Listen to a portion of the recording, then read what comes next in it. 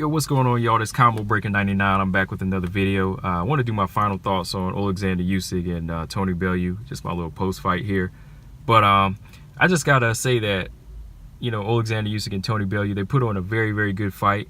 This could be KO of the year for Oleksandr Usyk. You know, he was able to knock Tony Bellew out in 8 rounds in a fight that I felt Tony Bellew was winning. You know, Bellew, he showed a good effort. This was a fight that I felt like Usyk had the one-up in skill, but we still needed to see him in there with a game-experienced, gritty fighter like Tony Bellew. Someone that would test his level, not just with the power, but with momentum and cleverness. And Usyk, he was able to stay consistent, not get discouraged, and, you know, he was able to turn it on when the getting was right. First half of the fight, I'd have to give Bellew a lot of credit. He was boxing nicely. Usyk was coming forward, trying to dictate the pace, where Bellew was taking advantage of this by being the counterpuncher, and it was working. You know, he was keeping good distance from the full connect of Usyk's punches. You know, he was countering nicely with the right hand. Every time he would get on the ropes, he would kind of bounce off and connect with the right hand upstairs.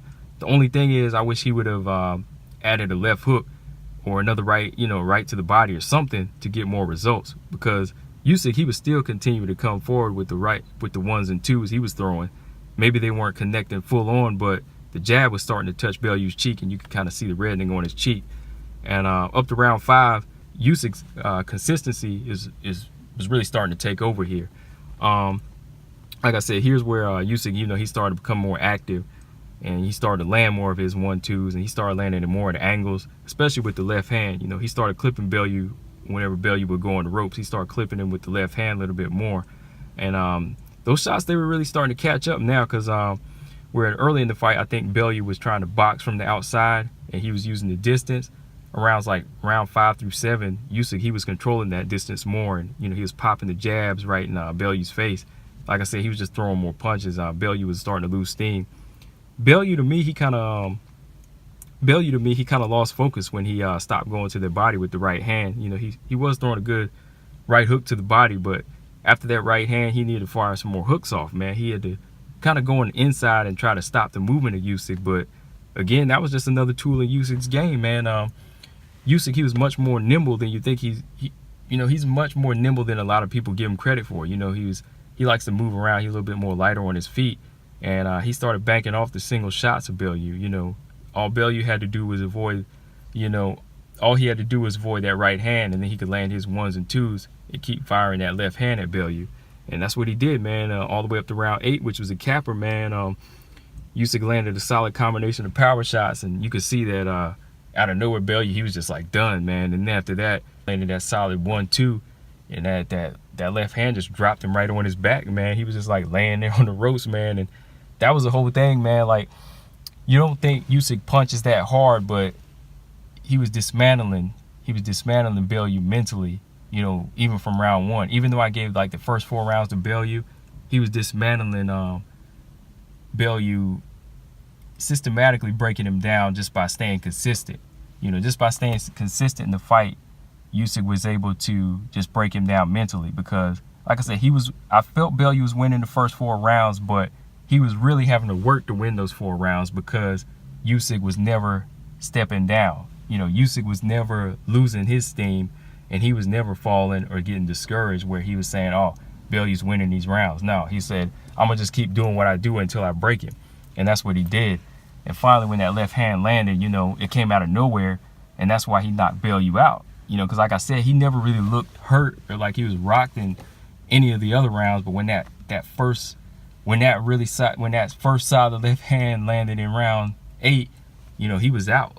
He was just done. He had no more in him. But when that left hand landed, that was just it for him, man. And that's why I say I have to give a lot of credit to Usyk for that systematic breakdown. You know, I mean, he was giving rounds up, but he never lost his focus, man. But like I said, you know, it was definitely a change of pace in this fight, man. And it really shows you how unpredictable boxing can be sometimes, you know, a fight like this, especially when you're talking about cruiserweights or heavyweights. You know, 1 minute you can be out boxing a guy, the next minute you're on your ass or you're on your back and you're out and you don't know what's going on. But like I said, Bellew, he started nice.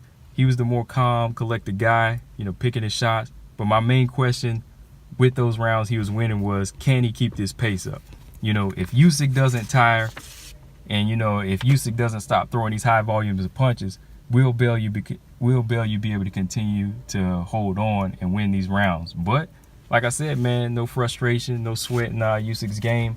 He was able to score a good knockout. But from here, he's going to be talking about moving up to heavyweight, man. And, of course, you know, like we said, the big question is he ready for an Anthony Joshua fight? And my answer to that is no. He doesn't really show me that solid gift where he was born to just move up in weight and dominate that fast. You know, like when Roy Jones moved up from light heavyweight to heavyweight, he was ready to shoot for that title, not necessarily fight his way up, because, you know, Roy Jones was always, like I said, that freak of nature, that gifted fighter that you could put him in there with a Mike Tyson or put him in there with a Nigel Benn, or, you know, try to put him in there with any of the elite guys and it would be a good fight, because that's how gifted he was. You know, he was always surpassing everybody in the light heavyweight division or super middleweight division because he was that good. Where Oleksandr Usyk, he's a very gifted technical fighter. He's a very gifted technical fighter, but after showing this fight here where he was getting touched a lot, you got to wonder, like, what a guy like AJ's right hand would do to him. You know, we got to see if he still has the goods to be able to handle, like, the strength of a heavyweight, because he doesn't have the speed, you know, to get away from those shots. So we got to see if he has the ability to make those adjustments. You know, he's going to have to become more of a slick defensive fighter and not the same guy coming forward like he was in this Bellew fight. That's why I say, nah, he's not ready for an Anthony Joshua fight or even a Wilder fight. Because like I said, if either of these guys touch him with the right hand that Bellew was touching with, he's going to be out. So he's going to have to work on a more of a heavyweight style than, you know, versus what he does at cruiserweight. So maybe see him in there with somebody like a Big Baby Miller or Joseph Parker, somewhere where he can kind of get in there and test the waters first with his style and build something new, man. But yeah, man, overall it was a good fight. It was a good fight this past Saturday. Tony Bellew, probably want to see him retire. That would be a good idea for him from here. But let me know what you guys think about Usyk from here, man, what he should do from here next. Yeah, man, so just make sure you guys subscribe to Combo Breaker 99 as well as the Jab Effect YouTube channel. And also go to iTunes, Google Play, Stitcher, SoundCloud, and subscribe to the Jab Podcast. That's a boxing podcast that I host with my partner, Boxing P. We talk anything and everything boxing over there. So, yeah, just go over there and subscribe to that. You can hear us talk more about these fights coming up and some past fights. Yeah, man, but definitely looking forward to what Usyk's going to be doing next. Combo Breaker 99. I'm out. Peace.